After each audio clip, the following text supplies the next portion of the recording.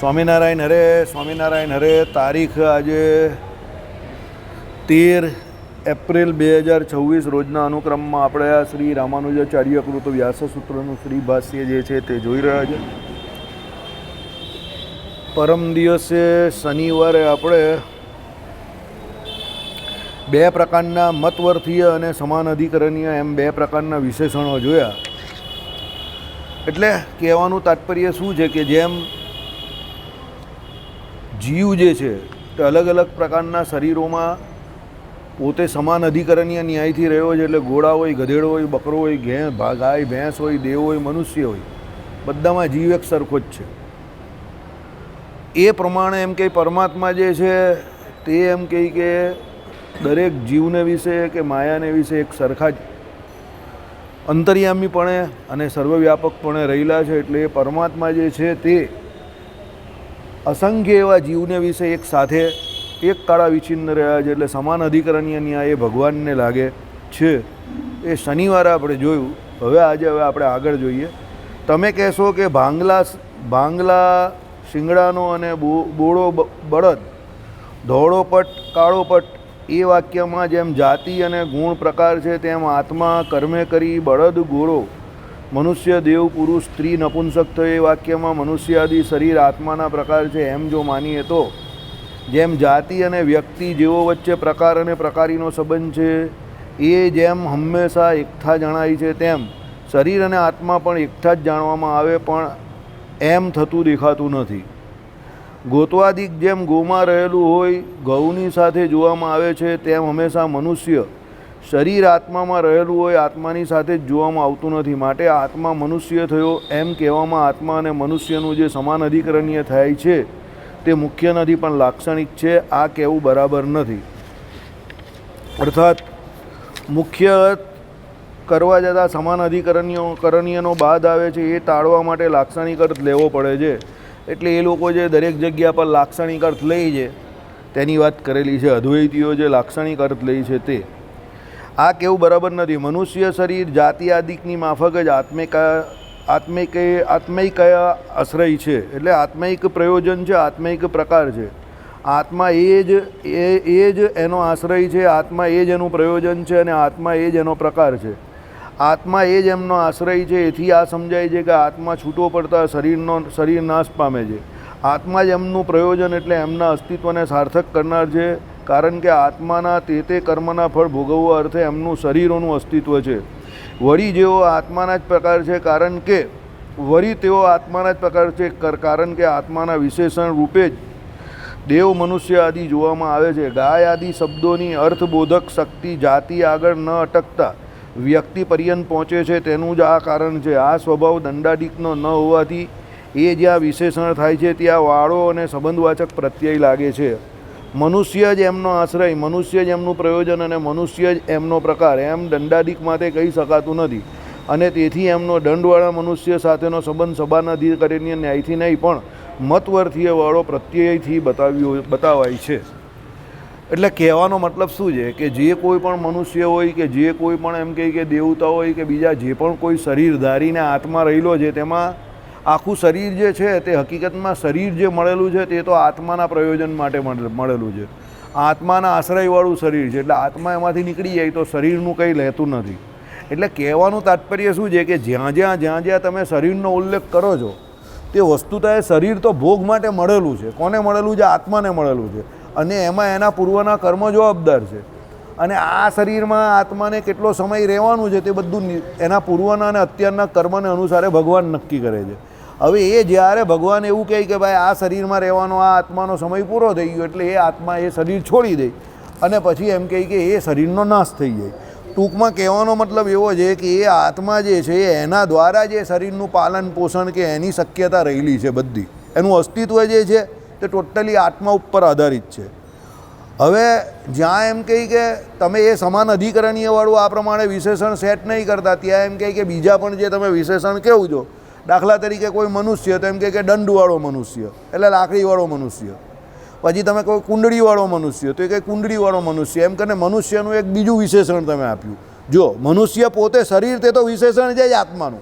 આ એક બીજું વિશેષણ આવ્યું. કયું વિશેષણ? કે ભાઈ આ દંડવાળો છે, આ ચશ્માવાળો છે, આ દાઢીવાળો છે, આ સફેદ વાળવાળો છે. આ અલગ અલગ પ્રકારના બીજા વિશેષણો. હવે આમાં કહેવાનો મતલબ શું છે? જ્યાં દંડવાળો, કુંડળીવાળો કે ચશ્માવાળો એવા વિશેષણ જે છે તે એના શરીરને નહીં લાગતા, પણ એ એના શરીરથી જુદા છે, પણ મતવર્થીય કયા એ વિશેષણો. મતવર્થીય એટલે શું? કે ભાઈ એ એની એક વિશિષ્ટ પ્રકારની ઓળખાણ આપે છે કે ભાઈ ચશ્માવાળો તો ભાઈ 10 જણાની વચ્ચે એકલો જ ચશ્માવાળો છે એટલે એને ચશ્માવાળો કહ્યો. દંડવાળો તો એ એકલો જ એમ કે દંડવાળો છે, પણ દંડ એના શરીર જોડે જોડાયેલું નથી, ચશ્મા એના શરીર જોડે જોડાયેલા નથી, એટલે એને સમાન અધિકરણીય વિશેષણ તરીકે ન કહેવાય, પણ એને એમ કે મતવર્થીય વિશેષણ તરીકે કહેવાય. એવું અહીંયા રામાનુજાચાર્યએ કહ્યું કે એ એના શરીરનું અભિન્ન અંગ નથી. દાખલા તરીકે મનુષ્ય હોય કે દેવતા હોય કે પશુ હોય કે પક્ષી હોય કે જે કોઈ પણ શરીર હોય તે પેલા શરીરનું આત્માનું વિશેષણ છે. એમ દંડ કે કમંડળ એ પેલા આત્માનું વિશેષણ નથી, એ પેલા શરીરનું વિશેષણ છે. સમજ પડી ગઈ? કે ભાઈ પેલો દંડવાળો મનુષ્ય, કમંડળવાળો મનુષ્ય, સમજો તો એ પેલા શરીરનું પાછું બીજું એક વિશેષણ થયું. એટલે રામાનુજાચાર્યએ શું કહ્યું કે આત્માનું વિશેષણ તો એ શરીર જ છે, પણ જ્યાં એ શરીરના વિશેષણ તરીકે કોઈ વિશિષ્ટ પ્રકારનો બીજો અર્થ લેવામાં આવે છે ત્યારે એમ કહી કે એને મતવર્થીય વિશેષણ લાગે છે. એનાથી એ શરીરોની વચ્ચે પાછા એક શરીરની ઓળખાણ થાય છે કે દંડવાળો. તો ભાઈ કોઈ એક માણસ અહીંયા, કોઈ કાકા અહીંયા લાકડી લઈને આવતા હોય તો તમે કહું કે દંડવાળા પુરુષ. પછી ચશ્માવાળો, તો ભાઈ 25 જણાની વચ્ચે 2 કોઈ ચશ્માવાળો હોય તો તમને એ ચશ્માવાળા પુરુષ. પણ એ શરીરનું વિશેષણ છે, એ આત્માનું વિશેષણ નથી. આત્માને ચશ્માની પણ જરૂર નથી ને દંડની પણ જરૂર નથી, પણ પેલા શરીરની એક અલગ ઓળખાણ થાય. આઈડિયા આવી ગયો તમને? કોઈ હાઇટ બોડીવાળો હોય તો આપણે કહીએ ને કે ભાઈ 6.5 ફૂટનો છે તે પેલો, તો 6.5 ફૂટના બધા માણસ ઇન્ડિયામાં નથી હોતા. 6.5 ફૂટના માણસ ઇન્ડિયામાં બહુ ઓછા, બરાબર? એટલે કહેવાનું તાત્પર્ય શું છે કે એ પાછી શરીરની કોઈ વિશિષ્ટ રીતે ઓળખાણ પાછું કોઈ આપે તો એ શરીરનું વિશેષણ થાય, એ આત્માનું વિશેષણ નહીં થતું. પણ શરીર જે છે તે આત્માનું વિશેષણ છે, એવું અહીંયા રામાનુજાચાર્યએ કહ્યું. ચાલો,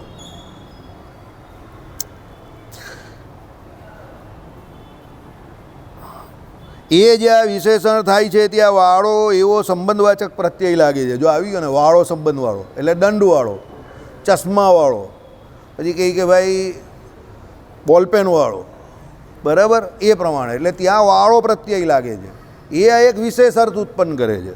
ચાલો, દેવ મનુષ્યાદિ શરીરનો આશ્રય આત્મા છે, એમનું પ્રયોજન આત્મા છે, અને તેવો પ્રકાર પણ આત્માના જ છે. કારણ કે શરીર જે છે તે બધા આત્માના પ્રકાર છે, અને આત્મા જે છે તેનો પ્રકારી છે.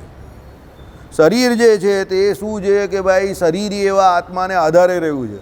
ધારક ધાર્ય ભાવ, નિયામ્ય નિયામક ભાવ, શેષ શેષી ભાવ એ બધા શરીર અને આત્મા વચ્ચે થાય છે. હવે એ શરીરની વિશિષ્ટ ઓળખાણ માટે પાછા અલગ અલગ બીજા પ્રયોજન જે કંઈ થતા હોય તે અલગ વાત છે. ચલો, તેથી આત્મા દેવ થયો, મનુષ્ય થયો, એમ લોકમાં અને વેદમાં સમાન અધિકરણીયથી વ્યવહાર થાય છે. એટલે એ આત્મા જ દેવ થાય કે મનુષ્ય થાય કે પછી એમ કહી કે શું થયો કે એ લોકમાં અને એમ કહી કે વેદમાં સમાન અધિકરણીયથી વ્યવહાર થાય છે. એટલે એક સરખા અધિકરણ, એ આત્મા પોતે એક સરખો દરેક બોડીને વિશે રહેલો છે, એટલે સમાન અધિકરણીય ત્યાં આત્માનું કહ્યું છે. એટલે એ આત્માની ઓળખાણ એ પ્રમાણે થઈ કે ભાઈ એ પૂર્વનો બહુ કર્મિસ્થ જીવ છે, એટલે અહીંયા એમ કહે કે 6 અંગે સહિત વેદને ભણેલો છે અને લક્ષ્મી અને સરસ્વતી માતાનો વરદ પુત્ર છે. તો એ આત્માની અત્યારે એ શરીરમાં જેમાં રહેલો જેમાં વિશિષ્ટ ઓળખાણ છે. ભાઈ 6 માળની હવેલીમાં રહી છે, ભાઈ એને તો ઓછામાં ઓછા 30 માણસો કામ કરે છે, ભાઈ ડ્રાઈવર રાખેલો છે, એને મોટી ગાડીમાં જાય છે, અને ડ્રાઈવર એને રોજ મંદિરથી ઘર ને ઘરથી મંદિર લઈ જાય છે. તો કામ શું કરે છે? કામ કરવાની એને કોઈ જરૂર જ નથી, સમજો.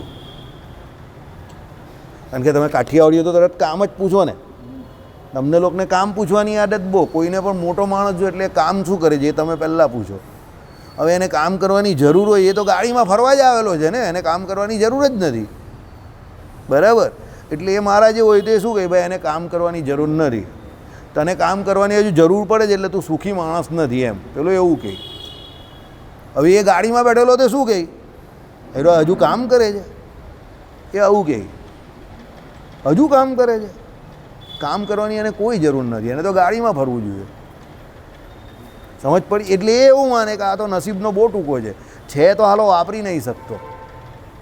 હા, બાલકૃષ્ણભાઈની જેમ આખી જિંદગી બિચારા પેલા બેગમપુરાના મકાનમાં રહ્યા, બરાબર, વાપરવાવાળા વાપરવાના, અને એ ભાઈ અત્યારે વેસુમાં ગયા તો એને કોઈ હી ડઝન્ટ હેવ એની નોલેજ, એને કંઈ નોલેજ જ નથી હવે કે એ કાં છે.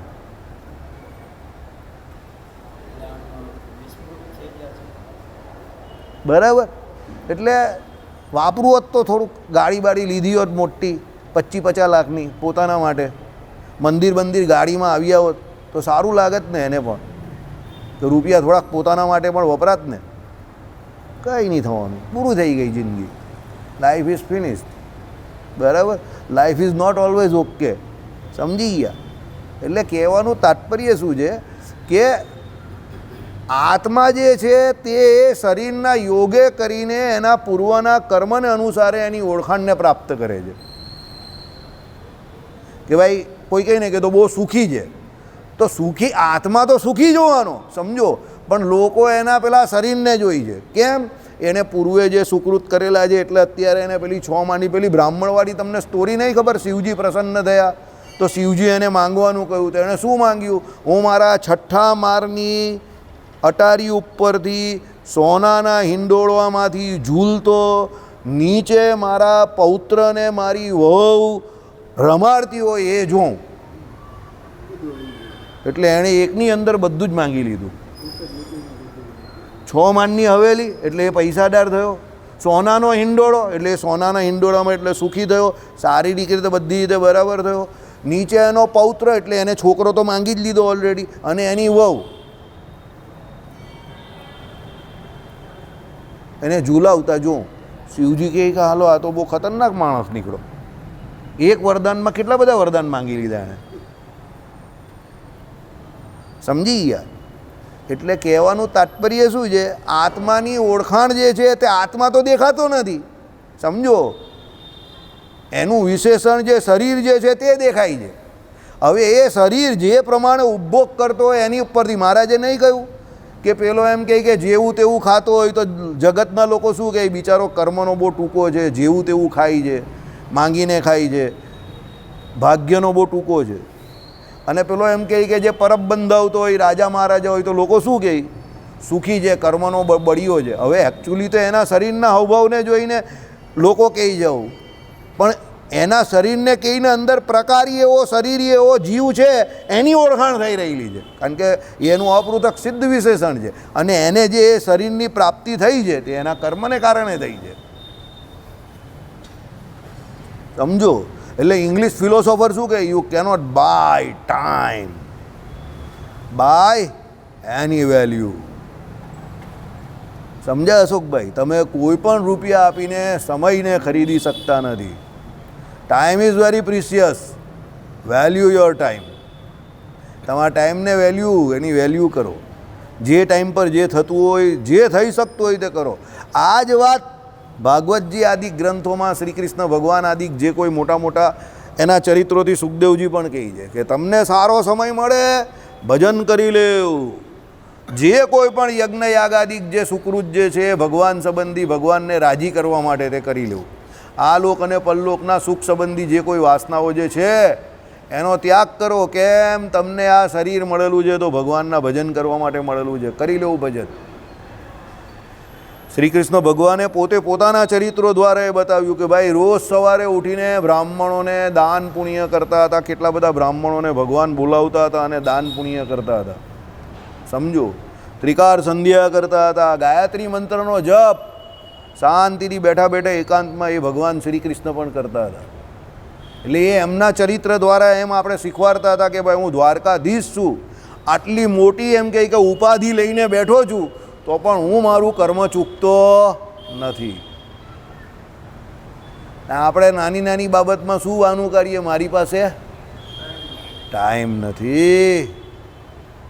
બહુ મોટા માણસ, બરાબર. ચલો, જાતિ અને વ્યક્તિ હંમેશા એકઠા જ જણાય છે, કારણ કે એ બંને ચક્ષુરેન્દ્રિયથી ગ્રાહ્ય છે. જાતિ હોય ને વ્યક્તિ હોય, બંને એક સાથે જ જણાય, કારણ કે બંનેનું જણાવવાપણું ચક્ષુરેન્દ્રિયોથી છે.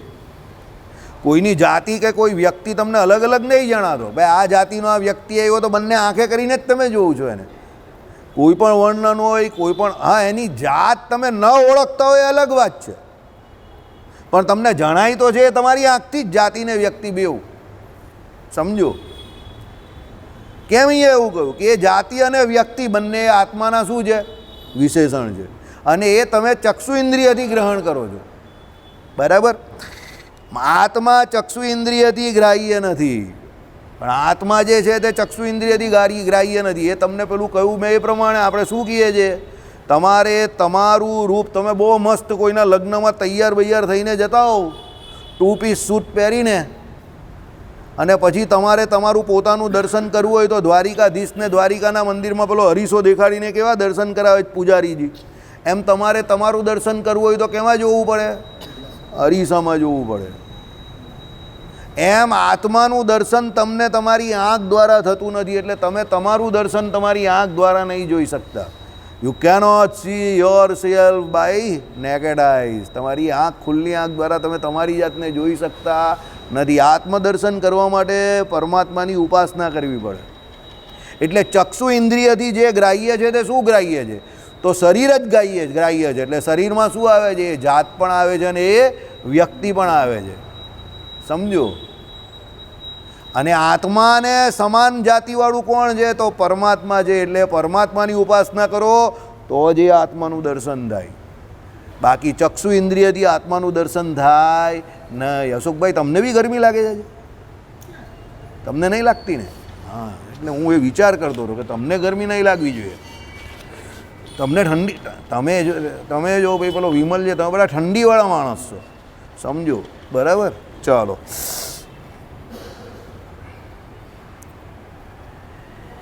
તેથી જે વખતે શરીરનું ગ્રહણ થાય છે તે વખતે આત્માનું ગ્રહણ થતું નથી, થતું સમજાતું નથી.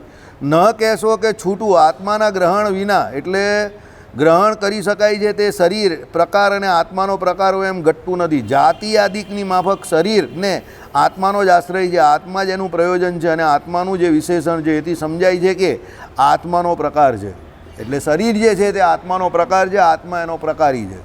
એટલે શરીરની ઓળખાણ આત્મા વતે જ છે. એમ શરીર અત્યારે જે કંઈ કર્મ કરી રહેલો છે કે પૂર્વે જે કંઈ કર્મો કરીને અત્યારે સુખી થાય છે કે દુઃખી થાય છે, તો એ એકચ્યુઅલી એ શરીર દ્વારા ઓળખાણ કોની છે? આત્માની જ ઓળખાણ છે. નહીં કહેતા લોકો બહુ ભજનવાળો જીવ છે, સાધુ સંતો જેવાએ પણ કહેવું પડે છે તો બહુ સારો માણસ છે, ભજનવાળો જીવ છે. હવે એ લોકો કેવી રીતે એવું કહેતા હોય? સમજો, અહીંયામાં દાદા ભજન કરતા હતા તો અમુક સાધુ સંતો આવીને એને પગે લાગતા હતા. આપણે વિચાર કરીએ કે આ ગ્રહસ્થને કેમ સાધુ સંતો પગે લાગે છે? તે કહે કે એ દોહા જેટલું ભજન તો અમારાથી નહીં થતું. ત્યારના સાધુઓને એટલો ગુણ હતો, ભજન તો અત્યારે બી ઘણા હરિભક્તો કરે છે, પણ અત્યારે કોઈ પગે લાગવા નહીં આવે. કારણ કે અત્યારના બધાને એવું છે કે વી આર ધી બેસ્ટ. પણ ત્યારના લોકોને, એ સંતોને ખબર હતી કે આપણે ત્યાગી થઈને એટલું ભજન નહીં કરતા, એટલું અહીંયા ગ્રહસ્થ થઈને ઘણા લોકો ભજન કરે છે. તો એ લોકોને એને ભજન, હવે એના ગુરુ પાછા નવા સાધુઓ જે થયા હોય ને એને પણ કંઈક આ દાદાને પગે લાગે એમ કે બહુ ભજન કરે છે. એ લોકોને એટલો ગુણ હતો. હવે એ પગે લાગતા હતા એ કોઈ શરીરને નહીં લાગતા હતા. શરીર તો ઠીક, હવે આત્માની ઓળખાણ હતી. શું? પેલો જીવ જે છે તે શું છે? ભજનીય છે. એટલે એ સાધુ સંતો જાણતા હોય કે ના, આ જીવ ભજનીય છે, આ ભજન કરવાવાળો છે. એટલે એ લોકો શું ઈચ્છતા હોય કે ભાઈ કાકા તમારા જેટલું ભજન અમારાથી પણ થાય, એમ માનીને પગે લાગતા હતા. વ્યક્તિને પગે નહીં લાગતા હતા. તમે સમજો, એ શું કોને પગે લાગતા હતા? કે આ જીવ જે છે એ ભગવાનનું ભજન બહુ સારું કરે છે, એટલે એ અંદર રહેલા જીવને પગે લાગતા હતા, વ્યક્તિને પગે નહીં લાગતા હતા. વ્યક્તિ તો ખાલી એ જીવનું વિશેષણ છે. ઇન્દ્રિયોને અંતઃકરણ તો પેલા જીવને અનુવર્તીય વર્તે છે, એનો જીવ ભજન કરાવવા ઈચ્છે તો ભજન કરે. હવે આજે રવિવાર છે તો હું સુરતની બધી હોટલ બંધ હશે? ચાલુ જ હશે ને. અને લોકો હોટલમાં પાર્ટી રાખવાવાળા પણ હશે અને જમવાવાળા પણ હશે. આજે જ એક ભાઈએ અહીંયા પેલા આશ્રમની અંદર સાંજે પાઉંભાજી રાખેલી હતી. પછી મને આશ્રમમાંથી ફોન આવ્યો શનિવારે કે આજે પાઉંભાજી છે તમારી. હું, મારી પાઉંભાજી 11સમાં? Not possible. બહુ કંઈ ભૂલ થતી હશે તમારી, જોઈ લો, ચેક ઇટ આઉટ. અરે એમ કે વાસુદેવભાઈ તમારું જ નામ લખેલું જ. મેં આ વાસુદેવ બીજો કોણ આવી ગયો? હમકો બી નહીં પતા એ દૂસરા વાસુદેવ કોણ है? કે તમારા નામ પર લખાવેલું જ કોઈએ. ભાઈ મેં તપાસ કરી, ભાઈ મારા નામ પર કોણે લખાવ્યું છે? પેલાને કહ્યું, મેં કહું ના, કેન્સલ કરાવી દે, ફરાળી ખીચડી કરી દે, દહીં કરી દે, હું મારા નામ પર તું કા પાઉંભાજી ખવડાવ લોકોને, હાલા બંધ કર. બરાબર.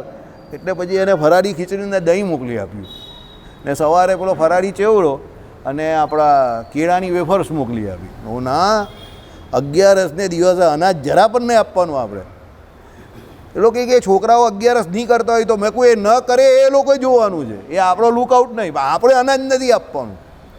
એ લોકો વાસુદેવભાઈ તમારી વાત કંઈ સમજ નહીં પડતી, એ લોકો 11રસ કરતા નહીં તો આપણે અનાજ આપવામાં શું વાંધો? મેં કહું આપણે જ વાંધો છે, એ નહીં કરતો એની જોડે આપણે વાંધો નથી, આપણે આપવામાં 100% વાંધો છે. તને કેમ એટલું કર, બસ માની ગયો. પછી વાત એના પપ્પાની એના બાપાની આજે પુણ્યતિથિ હતી. હું તારા બાપા આપણા પિતૃઓ જે છે તે એકાદશી કરે છે, તું એમ ન માન. અને ભાગ્યશાળી છે તારા બાપા કે 11રસને દિવસે એને દેહ છોડેલો, તો પિતૃઓને એકાદશી ફળે છે, તો તું એકાદશીમાં ફરાળ ખવડાવ આ લોકોને, તારા બાપાને પહોંચશે. પછી કંઈક વાત માયનો સમજો. એટલે ઘણી વખત આવું થઈ જાય કે ભાઈ એ તો શનિવારે મને સારું થયું કે આશ્રમમાંથી ફોન આવ્યો, આ તમારા નામ પર લખેલું છે એટલે, ને એનું બિચારાનું કિસ્મત સારું કે મેં એને ફોન કરી, એ માની ગયો, એનું કિસ્મત સૌથી સારું. બાકી જનરલી લોકો નથી માનતા કે ભાઈ આપણે શું લેવા દેવા, આપણે અનાજ જ આપવું છે, મળી જાય. બરાબર. નહીં નહીં, આશ્રમવાળા તો બિચારા એ સામેથી કહ્યું કે તમારા તરફથી જો ફરાર જ આવશે ને વાસુદેવભાઈ, એ લોકોએ તો એ લોકોને ફરાર ભાવે છે. બરાબર. એટલે એ આશ્રમવાળાનો પ્રોબ્લેમ નહીં હતો, પ્રોબ્લેમ પેલા માણસનો હતો જેણે રાખેલું, એને ખબર ના હોય ને. એટલે ચાલો, એટલે આત્મા જે છે તે વસ્તુતા એ શું છે? તો અંદર રહેલો કંટ્રોલર, નિયામક એ છે. શરીર તેનું વિશેષણ છે. શરીરને તો તમે ચાહો ત્યાં લઈ જાઓ ને. આજે જ મેં ધોલેરા જોયું તો મને એવો સંકલ્પ થયો કે વિજયભાઈ જોડે ધોલેરા જવું છે. એ બહુ દિવસથી બૂમ પાડ્યા કરે ધોલેરા જવાતું નથી જવાતું ને. વિજયભાઈ જોડે એક આંટો મારી આવું ધોલેરાનો સંકલ્પ થયો છે, હજુ ગયો નથી. તમે બધા પકડી નહીં લેતા પાછા. હા, કે કેટલા વર્ષ એવું કંઈ નહીં, હું તો મન થાય તો કાલે પણ ચાલ્યો જાઉં, મને કોણ પૂછવાવાળું છે? બરાબર. હા, એટલે એ તમારો કોન્ફિડન્સ છે ને તે મારા વિશે બરાબર છે. બરાબર. એટલે હું કોઈ દિવસ નીકળી ગયો તો પણ તમને ખબર નહીં પડશે. ચાલો.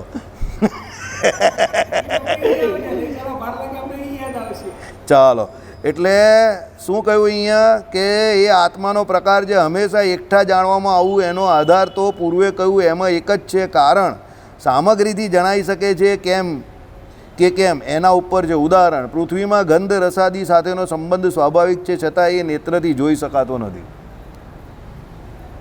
પૃથ્વીની અંદર ગંધ રહેલો છે, પણ તમે ગંધ થોડા જોઈ શકો છો, કારણ કે ગંધ કઈ ઇન્દ્રિયોથી પામી શકાય? નાક દ્વારા.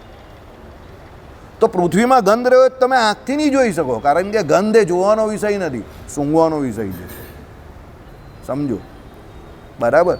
ચાલો, તે જ પ્રમાણે નેત્રથી જો કે શરીરનું ગ્રહણ થાય છે, તો પણ શરીર એ આત્માનો જ પ્રકાર છે, તો પણ નેત્રથી જોઈ શકાતું નથી, કેમ કે એ આત્માનું ગ્રહણ કરવા માટે નેત્રમાં સામર્થ્ય નથી. આત્માને જોવા માટે આંખનું કામ જ નથી. જબરું લખેલું જ ને. આ માણસો કેવા હશે વિચાર તો કરો. હા, તમને કહો 11મી 12મી સદીની વાત ને આપણી 21મી સદી ચાલે. 9 સદી પહેલાં લખાઈ ગયું છે. બોલો, 9 સદી પહેલાં, 900 વર્ષ પહેલાં. પણ કેવું લખેલું છે? આપણા લોકો કેટલા વિદ્વાન હતા કે તમે આત્માનું દર્શન આંખ દ્વારા નહીં કરી શકો, શરીરનું કરી શકો. કેવું છે? શરીર જે છે તે બદલાયા કરે છે, આત્મા પરમેનન્ટ છે. તો એ બદલાતે એવા શરીર જે છે એનું દર્શન તમે આંખ દ્વારા કરી શકો છો, પણ પેલો પરમેનન્ટ એવો આત્મા છે એનું દર્શન આપણે નહીં કરી શકતા આંખ દ્વારા. અને કર્મની કઠણાઈ કેવું તમને? આ જ કઠણાઈ. વાગ્યું ને અમને મ્યુઝિક, એ જ કઠણાઈ. કેવી રીતે? આપણે આટલા વર્ષોથી આત્મા છે, અનાધિકારથી આત્મા છે, બરાબર. આપણે એટલે આપણું અસ્તિત્વ તો અનાધિકારથી છે, પણ આપણે અનાધિકારથી આપણે પોતે પોતાને નથી ઓળખતા, એટલે જ આપણે અહીંયા છે. આપણે અનાધિકારથી આપણે આપણી જાતને કઈ રીતે ઓળખીએ છીએ? આ શરીર તરીકે ઓળખીએ છીએ. નો ડાઉટ એ બદલાતું રહી છે. તો પણ આપણે આપણા એ શરીર તરીકે જ આપણી ઓળખાણ માનીએ છીએ. એને કારણે આપણે પોતાનું દર્શન જે છે તે થતું નથી. જે દિવસે એવું આપણે નક્કી થઈ જશે કે ભાઈ હું આત્મા છું, અજર છું, અમર છું, અછેદ છું, અભેદ છું, અતિશય શુદ્ધ છું, નિર્વિકાર છું, નિર્ગુણ છું, નિરાકાર છું, ચેતન છું, જ્ઞાન સ્વરૂપ છું, આનંદ સ્વરૂપ છું, જ્ઞાન અને આનંદ નામના ગુણ તો સદાને માટે મારી સાથે રહ્યા છે. અને મારી સૌથી નજીકના મિત્ર ભગવાન, મારા ઈષ્ટદેવ, એ તો મારી અંદર જ રહેલા છે. મારે તો ખાલી એનું ભજન કરીને એના દર્શન જ કરવાના છે. તો પછી ઇન્દ્રિય અંતઃકરણ તો તમે જે પ્રમાણે કહેશો એ પ્રમાણે ચાલવા માંડશે. પણ અત્યારે આપણે મોહ કોનો છે? શરીરથી જેટલી વસ્તુ પામી શકાય એનો એટલો બધો મોહ છે કે એ શરીરનો મોહ એટલે આપણે છૂટતો નથી. કેમ? શરીરથી પામી શકાય એવી વસ્તુનો મોહ છે. સમજો તો જ્યાં સુધી એ વસ્તુનો મોહ છે ત્યાં સુધી શરીરનો મોહ તો જવાનો નથી. समझ पड़े कि नहीं पड़ती? कपिल देव का फूलटो जो भी बिना हेलमेट के समझ पड़ी? શું સમજ પડી? બોલ.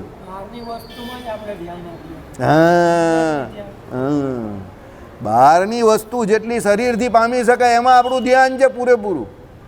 હવે એ બહારની વસ્તુ શરીરથી પામી શકાય એમાં ધ્યાન છે તો એ અલ્ટિમેટલી શરીર જ ભોગવવાનું. એટલે આપણું ધ્યાન શરીર પર જ છે, પોતાના ઉપર એટલે આત્મા ઉપર છે જ નહીં. એટલા માટે અનાદિકાળથી આપણે બધા ભટક્યા કરીએ પુનરપી જન્મમ પુનરપી મરણમ. બરાબર ને? એમાં કોઈ દિવસ કહેવો શું વિચાર આવે ધોલેરા જવાનો તો અશોકભાઈ જેવા ગુડ ગોબડ કરી નાખે. શું કરી નાખે? ગુડ ગોબડ કરી નાખે. ચાલો, પેલો એક બંગાળનો નેતા નહીં હતો, ટીએમસી વાળો જ ને? ના, કોંગ્રેસનો પેલો એ હતો, તે કોંગ્રેસનો પેલો ચશ્મા વાળો પેલો હતો ને, બંગાળનો જ હતો. બહુ જોર કઈ બહુ ભલતું જ બોલ. એ તો મોદી સાહેબે એને તું બી પાછો ગુડ ગોબડ જ કરે છે. એ છે ને બોલવામાં બહુ લોચા મારે. બંગાળી ને એટલે હિન્દી બોલવામાં બહુ લોચા મારે. પછી મોદી સાહેબનો સમય આવ્યો એટલે મોદી સાહેબ ઊભા થયા. हमारे पार्लियामेंट में कुछ लोग ऐसे जो अच्छी खासी बातों को गुड़ गोबर करने में बहुत माहिर है. એમ ખાલી આમ જ જોયું ને એટલે જે આખું સંસદ હશે તે હશે. પેલો હિન્દી બોલે ને એવી ખરાબ હિન્દી બોલે, બધું ગુડ ગોબડ કરી નાખે. અને મોદી સાહેબ બેઠા બેઠા હસ્યા કરે. એનો નંબર આવ્યો એટલે આ માણસ કંઈ છોડે થોડો? આ તો કોઈને નહીં છોડે. એટલે ઊભા થયા અને પછી એ જે બોલ્યા ને પેલા બિચારાને મોઢું છુપાવતા દમ નીકળી ગયો એનો. એક અચ્છી ખાસી બાતો કા ગુડ ગોબર કરને મેં એ માહિર એમ કે. વિપક્ષના નેતા હતા ત્યારે રાહુલ ગાંધી વિપક્ષના નેતા નહીં હતા, આની આગળના વિપક્ષના નેતા. બરાબર? ચાલો, નામ હું ભૂલી ગયો મારી રૂટીન આદત પ્રમાણે. બંગાળી હતા એટલે એનાથી હિન્દી પ્રોપર બોલાતું નહીં હતું. ઓકે, ચાલો. હવે કેમ કે આત્માનું ગ્રહણ કરવા માટે નેત્રનું સામર્થ્ય નથી. નેત્ર આત્માનું ગ્રહણ ન કરી શકે એમાં કંઈ શરીરનો સ્વભાવ જે આત્મ પ્રકારતા આત્માના પ્રકાર હોવું તે મટતી નથી. આ શરીરનો આત્મિક પ્રકારતા સ્વભાવ એ જ શરીરીના જીવ અને બ્રહ્મના સમાન અધિકરણનું કારણ છે. શબ્દ એટલે દેવ મનુષ્યાદિ શબ્દ જે આત્માના પ્રકાર તરીકે જ પ્રતિપાદન કરવાનું સામર્થ્ય ધરાવે છે તે પ્રકારતા સહિત તે પદાર્થોનું પ્રતિપાદન કરે છે. એટલે શું કહ્યું અહીંયા? શબ્દો જે કોઈ જોડાયેલા છે તે શબ્દો દ્વારા શું થાય છે? તો એમ કહે કે આત્માના પ્રકાર તરીકે જ પ્રતિપાદન કરવાનું એનું જે કોઈ એમ કહે કે સામર્થ્ય શબ્દો ધરાવે છે. કયા કયા શબ્દો? તો ભાઈ આ શરીરમાં તે કોઈ શબ્દ એવો વપરાયેલો જ કે આ દેવનું શરીર છે, આ મનુષ્યનું શરીર છે, આ પશુનું શરીર છે, આ પક્ષીનું શરીર છે. તો એ જે પ્રકારના જે શબ્દો જે છે તે પ્રકારી એવા આત્માના પ્રકાર તરીકે જ વર્તે છે. એટલે આત્માએ જેવા કર્મ કરેલા એ પ્રમાણે એને દેવનું શરીર મળ્યું, મનુષ્યનું શરીર મળ્યું, પશુનું શરીર મળ્યું, પક્ષીનું શરીર મળ્યું. એ પ્રમાણે નસીબદાર જો તમે લોકો કે પશુને પક્ષીમાં મેં હાથ પાછળ રાખ્યો, બરાબર. બાકી ઘણા લોકોને એવું હતું કે હમણાં આગળ કરશે આમ તેમ, પણ મેં ન રાખ્યો. આજે 11 છે એટલે મારામાં થોડો સત્વગુણ વિશેષ વર્તે છે. બાકી મને આમ તેમ રાખવાની ઈચ્છા તો હતી પણ મેં કોઈ જવા દે નહીં રાખવો. બરાબર? ચાલો, ઓકે. એટલે તમે લોકો કે સાલો કેટલું અપમાન કરે છે, બરાબર ને? કે દીપક તમને લોકોને નહીં કે તમે લોકો તો બહુ સારા માણસ છો, જે પશુ જેવું જીવન બહાર જીવે છે, વિષય જીવ, એની વાત કરું છું. ચાલો, ઓકે. તમે કહેશો કે શબ્દ વ્યવહારમાં આપણે શરીર શબ્દ વાપરીએ છીએ, તેમાં શરીર શબ્દ વડે માત્ર શરીરનું જ ગ્રહણ થાય છે, આત્મા સુધી એ શબ્દ પહોંચતો નથી. એનો ઉત્તર કે એમ નહીં, શરીર છે તે આત્માનો પ્રકાર જ, પરંતુ અમુક પદાર્થને પૃથક પાડીને દેખાડવા માટે શરીર વાપરનારા આ નિષ્કર્ષક એટલે પૃથક પાડી દેનારો શબ્દ વાપરે છે, જેમ કે ગોત્વ, શુકલત્વ, આકૃતિ, ગુણ ઇત્યાદિ શબ્દો. તાત્પર્ય એવું છે કે તેઓ છે તે વ્યક્તિના પ્રકાર જ, પરંતુ જ્યારે એમનું જુદા પાડીને નિરૂપણ કરવાનો પ્રસંગ આવે છે ત્યારે એમનું સ્વતંત્ર ગ્રહણ કરવામાં આવે છે. એ જ રીતે શરીર શબ્દના અર્થમાં આત્મા પણ વિશેષ્ય રૂપે આવી જાય છે, તો પણ આત્માથી જુદું પાડી જ્યારે એનું નિરૂપણ કરવાનું હોય છે ત્યારે માત્ર વિશેષણાંશ શરીર શબ્દના અર્થ ઉપર વાચકનું ધ્યાન ફેરવવામાં આવે છે, નહીં કે ખરું જોતાં શરીર શબ્દનો અર્થ જ એટલો વિશેષણાંશ પૂરતો છે. એટલે કહેવાનો મતલબ અહીંયા એવો છે કે ઘણી વખત શું હોય કે એ શરીરના અર્થમાં પણ અલગ અલગ પ્રકારના અર્થ કયા હોય પાછા એ શરીરની વિશિષ્ટ પ્રકારની ઓળખાણ માટે, એટલે એ વિશેષણનો પાછો વિશેષણાંશ બતાવવા માટે. કેવી રીતે? તો ગોત્વ, શુકલત્વ, આકૃતિ, ગુણ ઇત્યાદિ શબ્દો વડે. ચાલો દાખલા તરીકે અહીંયા 2 દીપક હોય તો હું કહું કે 2 દીપક, તો એક દીપક કેવો તો જાડો, બીજો દીપક કેવો તો પાતળો. બરાબર? અહીંયા 2 વાસુદેવ હોય તો એક વાસુદેવ કેવો તો જાડિયો, તો બીજો વાસુદેવ કેવો તો પાતળો. હવે સમજો, ઓળખાણ બંને વાસુદેવના શરીરની જ છે, પણ વિશેષણનો વિશેષણાંશ શું થયો? એક જાડો, એક પતલો. 2 વિજયભાઈ હોય તો ભાઈ હું કહું એક દાઢીવાળા, એક કોળા. તો ઓળખાણ બંને શરીરની જ છે, 2 વિજય તો બંને વિજય શરીર જ છે, પણ બંનેની ઓળખાણમાં વિશેષણાંશ શું થયા? એક દાઢીવાળા છે ને એક ચીકણા છે, એટલે દાઢી મૂછ વગરના છે એ પ્રમાણે. એટલે રામાનુજાચાર્યનું કહેવું શું છે? સમજો કે જ્યારે શરીરની અલગ પ્રકારની ઓળખાણ પણ કોઈ અલગ વિશેષણના વિશેષણાંશથી આપવામાં આવે ત્યારે પણ એનું કંઈ શરીરી ભાવ ઘટી જાય, એટલે એ ઓછું નહીં થતું, એ શરીરનું શરીરીપણું તો રહેવાનું જ છે. હા, એ પેલા વિશેષણની એક પાછી વિશેષણાંશ તરીકે બીજી એક ઓળખાણ મળી, પણ એનાથી કંઈ એ પ્રકારીપણું જે આત્માનું જે છે તે ચાલ્યું જતું નથી. એ પ્રકારી જે છે તે તો આત્મા રહેવાનો, અને એના પ્રકાર પણ આ બધા અલગ અલગ જીવ જે છે તે તો એટલે શરીર જે છે તે તો રહેવાના જ છે. હવે એ શરીરની પાછી ઓળખાણ વિશિષ્ટ પ્રકારે પાછી અલગ અલગ આપી. સમજો મનીષ, તો આપણામાં 2 મનીષ છે જ ઓલરેડી, તો આપણે 2 મનીષની વાત કેવી રીતે કરીએ? તો ભાઈ એક પેલા હીરા બજારવાળા ને એક ઓટો પાર્ટ્સવાળા, એક જામનગરનો કે ભાવનગરનો ગાંઠિયો તો બીજો સુરતનો લોચો. સમજ પડી ગઈ તમને? આ હીરો સુરતનો લોચો અને પેલા ભાઈ જામનગરનો ગાંઠિયો. નહીં, બેસી રહો તમે, બેસી રહો. એ ભાઈ તો અગરબત્તી છે, ગમે ત્યાં સુગંધ ફેલાવતા જ રહી.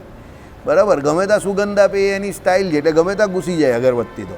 ચાલો, આ પ્રમાણે કે ભાઈ વિશેષણાંશથી કંઈ એ સાબિત નહીં થઈ જતું કે પેલું વિશેષણ જે છે તે એનાથી જુદું પડી ગયું, કારણ કે વિશેષણ જે છે તે પણ શરીર છે અને વિશેષણાંશ જે છે તે શરીરોમાં પાછી શરીરની ઓળખાણ છે, પણ એનાથી શરીરી ભાવ ઘટતો નથી. શરીરી ભાવ તો રહે જ છે, એમાં ઓછા વત્તાપણું થતું નથી. સમજો, દાખલા તરીકે આપણે એમ કહીએ કે ભાઈ કોઈ જગ્યા પર કોઈ વ્યક્તિ 2 છે કે 3 છે કે 4 છે, તો હવે શરીર એના 3-4 નામવાળા એક જ વ્યક્તિઓ અલગ અલગ વ્યક્તિના જે એક જ નામ છે, તો આપણે એની ઓળખાણ માટે અલગ અલગ ઓળખાણ નહીં આપતા કે એ ભાઈ બેસે છે તે પહેલો છે, પેલો ભાઈ બીજો છે, પેલો ભાઈ આ છે, પેલો ભાઈ આ છે, પેલો મોટી ગાડી રાખે છે, પેલો નાની ગાડી રાખે છે, પેલો સ્કૂટર પર આવે છે, પેલો સાયકલ પર આવે છે, એ રીતે. પણ રામાનુજાચાર્ય કે એનાથી કંઈ બીજું કંઈ વિશિષ્ટ પ્રકારનું કંઈ સમાન અધિકારીય ન્યાયમાં કંઈ ફરક પડતો નથી. એ તો ત્યાં વિશેષણનું વિશેષણ જ કરી નાખ્યું. ભાઈ ગોત્વ, તો ગોત્વથી શું થઈ? તો ગાયની ઓળખાણ થઈ. સમજો, તો એનાથી પશુ તો એ છે જ ને, એની જાતિની ઓળખાણમાં તો આવી જ ગયું. શુક્લત્વ, તો શુક્લત્વ એટલે શું?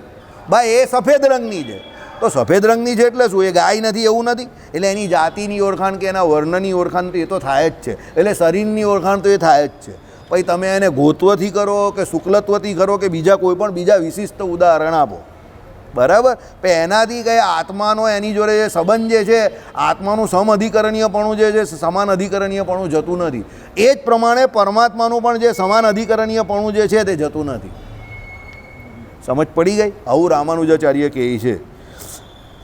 ઓકે, માટે ગાય વગેરે શબ્દોની માફક દેવ, મનુષ્ય વગેરે શબ્દો આત્મા સુધી પહોંચે છે. આવી ગયું ને? જો ગોત્વથી ગાયની ઓળખાણ થઈ. હવે ગોત્વમાં પણ પાછો કંઈ કે શુક્લત્વ, ભાઈ સફેદ ગાય, ઓળખાણ તો છેલ્લે ગાયની જ કરીને, સમજો. હવે ગાયને વિશે એક બાજુ શુક્લત્વ મૂક્યું એટલે એ ગાયની વિશિષ્ટ પ્રકારની ઓળખાણ, ગાયની ઓળખાણ એની જાતે કરીને, અને શુક્લત્વથી કે એની ઓળખાણ એના વર્ણને કરીને. હવે એટલે જાતિ અને વર્ણ બંને રીતે ઓળખાણ કોની કરી? ગાયની કરી. તો ગાય એટલે શરીરની જ ઓળખાણ કરીને, તો એ ગાયની અંદર રહેલો આત્મા જે છે તે કેવો છે? તો એ બધામાં એક સરખો. રામાનુજાચાર્ય શું કહે છે? તમે ગમે એટલું ફરી ફરીને ફરવા જાઓ પણ સમાન અધિકરણીય ન્યાય આ રીતે સેટ થાય. શું કે દરેક જીવને વિશે એ પરમાત્મા એક સરખા જ રહેલા છે. એ ઉપર કારણ અવસ્થામાં હતો ત્યારે પણ અને અત્યારે કાર્ય અવસ્થામાં છે ત્યારે પણ. ઉપર માયા જે કેવી હતી કારણ અવસ્થામાં અનિર્વચનીય ન કહી શકાય એવી હતી ત્યારે પણ, અને અત્યારે એ કારણ અવસ્થામાંથી કાર્ય અવસ્થામાં એ માયા આવી અને નામ વિશેષણવાળી થઈ ગઈ ત્યારે પણ એ ભગવાન એની અંદર એટલા જ રહ્યા છે. એટલે ભગવાન સમાન અધિકરણ છે, એ ભગવાન એમાં એટલા જ રહ્યા છે. બરાબર. સભા ભલે તમને થોડી શાંત લાગે આજે કે નીરસ લાગે કે ભાઈ તમે બહુ શાંત હો 11 હિસાબે, પણ હવે જે ચાલવાનું છે તે તો ચાલવાનું જ છે. બરાબર. ચાલો. એ પ્રમાણે દેવ મનુષ્યાદિ પિંડ વિશિષ્ટ જીવો પરમાત્માનું શરીર હોય એના પ્રકાર છે. દેવ હોય કે મનુષ્ય હોય કે પશુ હોય કે પક્ષી હોય એ બધા પરમાત્માના શું છે? આત્માના પ્રકાર. એટલે પરમાત્માના પ્રકાર. કેમ પરમાત્માના પ્રકાર? પરમાત્મા એ બધામાં એક સરખા જ રહેલા છે. દેવ હોય કે મનુષ્ય હોય એનાથી ભગવાનને કોઈ ફરક નહીં પડતો, એ તો એના કર્મને કારણે બન્યો. બરાબર. અને તેથી જીવાત્મા વાચક શબ્દોની અર્થબોધક શક્તિ પરમાત્મા સુધી પહોંચે છે. મૂળભૂત શું છે? જાત કઈ બેસે છે? તો જીવાત્મા અને પરમાત્મા.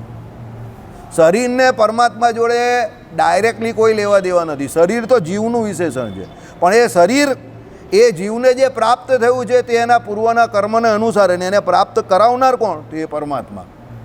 એટલે પરમાત્મા ત્યાં એમ્પાયર છે. પરમાત્મા એ નક્કી કરનારા છે કે ભાઈ આ જીવે પૂર્વે આ કર્મ કરેલા તો એને કયો ધ્યેય આપવાનો. એટલે પરમાત્મા is decision maker. A decision લઈ છે કે આને શું કરવું ને આને શું આપવું. બરાબર. ચાલો. માટે પરબ્રહ્મના પ્રકાર તરીકે ચિત્ત અને અચિત વસ્તુ પદાર્થ એટલે શબ્દવાચ્ય અને સત બને છે. આવી ગયું.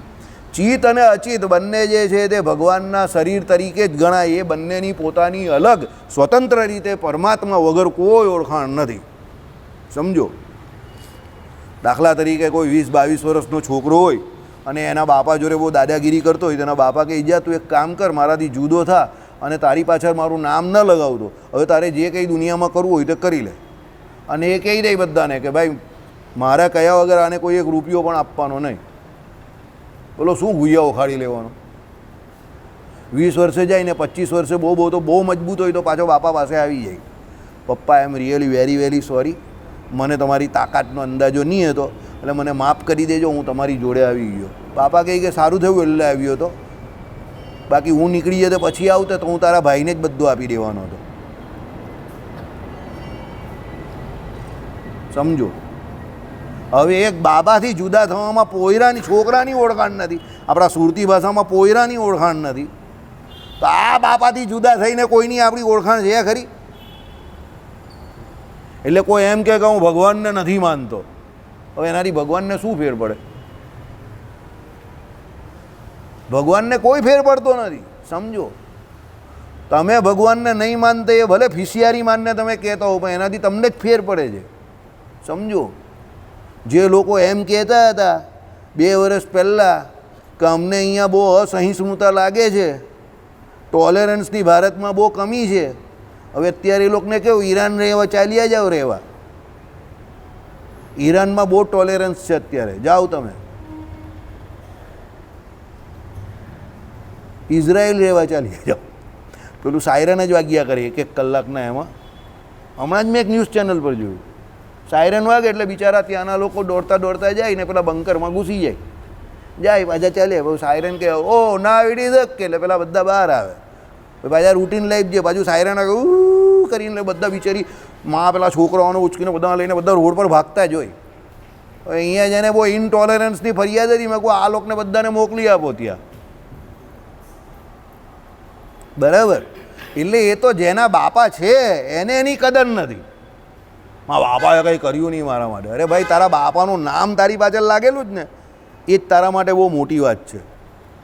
કરવાનું તારે છે. હવે તારા બાપાએ જે કરવાનું હતું તે કરી નાખ્યું, હવે તારે કરવાનું છે. સમજ ને એટલું. એમ ભગવાન શું કહે છે કે ભાઈ તું એમ કહે છે કે મને ભગવાન જોડે કોઈ લેવા દેવા નથી. અરે તું એવું કહી શકે છે, નાદાન હો તુમ. ભગવાન કહે જે દિવસ હું કહી દેવા ને કે તું મારો કોઈ નહીં લાગતો, તે દિવસ પાપા પડી જાય. કારણ કે ઈચ્છા શક્તિ, ક્રિયા શક્તિ ને જ્ઞાન શક્તિ આપનાર કોણ છે? તો એ ભગવાન આપનાર છે. એટલે એ ભગવાન વગર આપણા અસ્તિત્વ પર ખતરો છે. ભગવાનને કોઈ ખતરો નથી. સમજીને ચાલો આ વાત, બરાબર? એટલે પંગા લેને કા, લેકિન ઇસકે સાથ કભી નહીં લેને કા, બરાબર? ચાલો, એટલે શું કહ્યું અહીંયા? તેથી તેઓનો એટલે બ્રહ્મ અને ચિત્ત અચિત વસ્તુવાચક શબ્દનો સમાન અધિકરણીય યોગથી પ્રયોગ કરવામાં આવે છે. આ વાત વેદાર્થ સંગ્રહમાં સિદ્ધ કરી છે. વેદાર્થ સંગ્રહ રામાનુજાચાર્યનો બહુ સરસ ગ્રંથ છે. આપણું આ જે શ્રીભાષ્ય જે છે ને એના જ અર્થનો એના અંદર બહુ સંક્ષેપમાં બહુ સરસ રીતે એનું અર્થઘટન કરેલું છે. ઉપનિષદોના અર્થ કરેલા છે અંદર. વેદાર્થ એટલે વેદાંત એટલે એ ઉપનિષદ ને વેદાર્થ હા એટલે બ્રહ્મસૂત્રનું જ છે. એક વેદાંત દીપ છે, એક વેદાંત સાર છે અને એક વેદાર્થ સંગ્રહ છે. આ ત્રણ ગ્રંથ બહુ જોરદાર છે રામાનુજાચાર્યના, બરાબર? આ નામનો રામાનુજાચાર્યનો પોતાનો ગ્રંથ છે, જો લખેલું જ છે નીચે. કાશી વિદ્યા સુધાનિધિ પંડિત પત્રમાં એ છપાઈ ચૂક્યો છે, બરાબર? આ બધા રામાનુજાચાર્યના ગ્રંથ છે. પેલામાં લખેલું હતું ગુરુવારની પૂર્તિની અંદર આ વેદાર્થ સંગ્રહ વિશે લખેલું હતું, વેદાંત દીપ વિશે પણ લખેલું હતું, વેદાંત સાર વિશે પણ લખેલું હતું, બરાબર? એટલે એ ત્રણ ગ્રંથ મુખ્ય છે વિશિષ્ટાદ્વૈત વેદાંત માટે. અને આ તો છે જ બ્રહ્મસૂત્ર ભાષ્ય. તો બ્રહ્મસૂત્ર ભાષ્ય એકદમ ઊંડાણમાં છે. પેલા બે એની આગળ પાછળ ફરતા છે થોડાક, બરાબર? વેદાંત દીપ અને વેદાંત સાર એક સંક્ષેપમાં છે અને એક એનું બીજું એ છે આપણે કહીએ ને એનું હે ક્યાં છપાયેલા એટલે આ લખેલું છે કાશી વિદ્યા સુધીનિધિ સુધાનિધિ. કાશી વિદ્યા સુધાનિધિ પત્રમાં એ છપાઈ ચૂક્યો છે. હવે એ કાશી વિદ્યા સુધાનિધિ ક્યાં એ પત્રક કાનો હશે આપણે કંઈ ખબર ન હોય. મારા ખ્યાલથી BHUમાં હશે, બનારસ હિન્દુ યુનિવર્સિટીમાં અવેલેબલ હશે આ. પણ આ રામાનુજાચાર્યના ત્રણ ગ્રંથ અને તત્વત્રય આ ચાર ગ્રંથ જે છે ને એ બહુ જોરદાર વિશિષ્ટાદ્વૈત વેદાંત માટે. હા, બીજો પણ એક છે ગદ્યત્રય, રહી ગયો, ધીરે ધીરે યાદ આવે.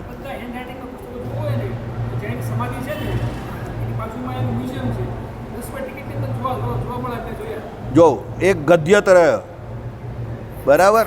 પછી એક આ વેદાર્થ સંગ્રહ, પછી વેદાંત દીપ, વેદાંત સાર. આ બધા વિશિષ્ટાદ્વૈત વેદાંતના ગ્રંથ છે.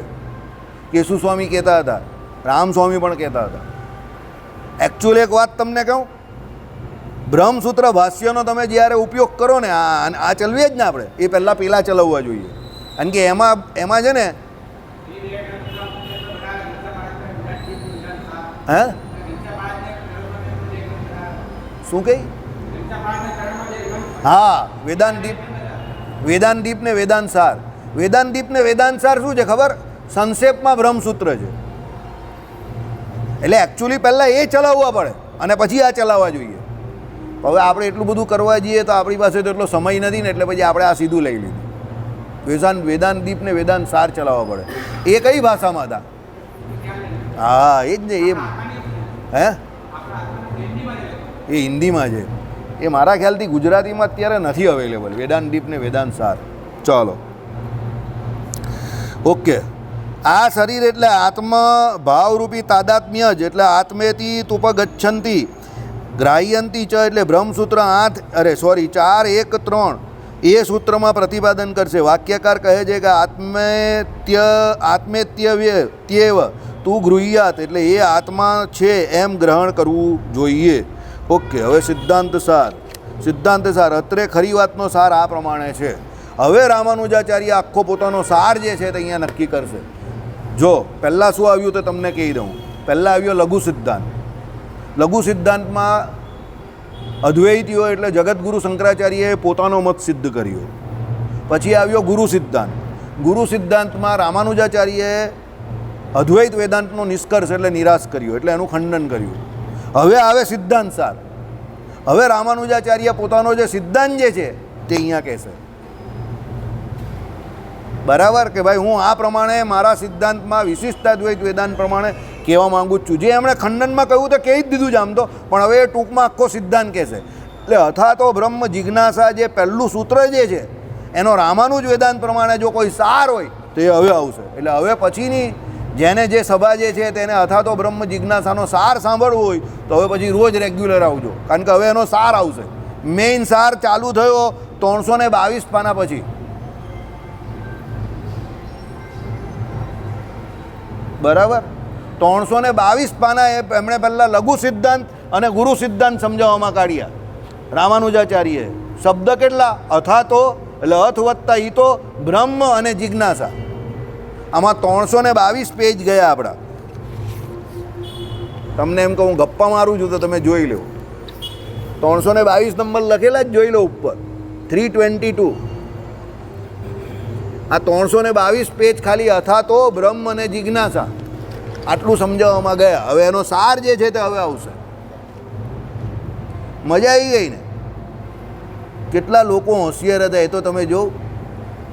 એક વો થે और एक हम है, શ્રીપતિમ શ્રીધરમ સર્વદેવેશ્વરમ ભક્તિધર. ઓ અમાસને દિવસે આપણે ત્યાં જમવાનું રાખેલું જ પાછું. એટલે જે હરિભક્તને લાભ લેવો હોય તે મને વાત કરી શકે છે, મને મળી શકે છે. ત્યાં રાખેલું જ છે આપણે. બરાબર, ક્યાં? આશ્રમમાં. બરાબર, હા. એટલે હવે આજે 17 તારીખે છે અમાસ, ત્યારે રાખેલું.